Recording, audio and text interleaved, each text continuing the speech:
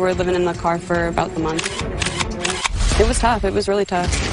We just sleep with the seat reclined. Basically, use these as our pillows. It was pretty hot. We'd hook up a little fan right here. Pretty uncomfortable. My back hurt. I put up some shades to keep people from watching us sleep.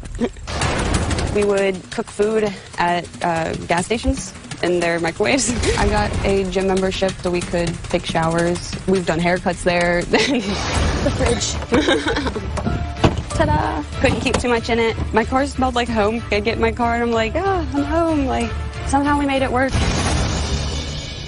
But Paige says they wouldn't have been in the car in the first place if it weren't for her controlling mother. When my girlfriend and I got kicked out of our old roommate's house, my mom decided she didn't want us to live with her. My mom told me that my girlfriend couldn't stay at the house with her and my daughter. Paige absolutely always has a place at our house for her and her daughter, but we did not feel comfortable having this person in our house. I was living in my car because it would have made my girlfriend 100% homeless. The things you do for love. My mom definitely exaggerates and thinks that there are problems that I don't have. I've got my life pretty much together. I've got a car and a job, and I get to see my daughter every day. If she says something, we never know if it's the truth or not.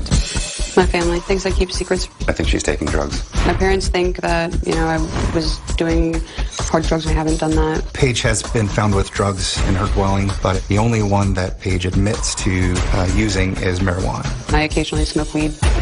Having to leave my daughter at my mom's was completely miserable. My mom wasn't really giving me a choice. She took her from me. They said you can have her back when you get your act together. I would move back into my car if it meant keeping my girlfriend from being homeless, even though I'd be leaving my daughter behind again. Okay, Paige, thanks for being here. I want to start with the last thing you said. The last thing you said was, I would leave to go be with my girlfriend. This is a romantic relationship? Yes, it is. I would leave to go be with my girlfriend, my significant other, even if it meant leaving my baby behind again. I want to start there because I don't understand that.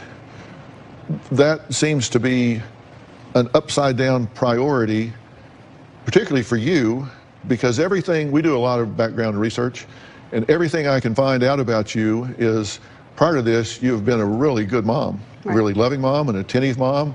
You'll play, feed, change, everything that you'd think a mother with a maternal bond would do.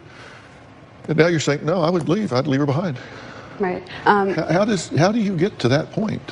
Really, the reason I would leave my daughter behind is because, I feel like they're doing a very good job of keeping her safe. All they have to do is say, okay, we're not willing to take care of your child anymore. Now what are you going to do? Then I guess I'm in a position where I've got my child living in a car with me and my girlfriend. Why can you two not get jobs and save up money? But no, I mean enough to be self-sustaining. Save up money, put down deposits, get an apartment, make a home for yourselves. I was a stay-at-home mom. I've only had a job for a little over a month now, so I've only had a little over a month to try and save up money. She was looking for a job before. And how long have you known this person? I've known her since the beginning of this year, spring, so May. No, before May. You've just known her a few months? Yeah, beginning of April. And your daughter's how old? She's almost 2 in October. 2. So you've just known this woman for a few months. Your daughter's 2. I'll tell you what, I've got a major sticking point with this whole thing, and I don't have a sticking point with you having a relationship. I don't have a sticking point with you wanting to be with somebody. I don't have a sticking point with your right to do that. But I have one major, major sticking point that I don't think you've thought of, and I'm going to ask you about that when we come back. Okay?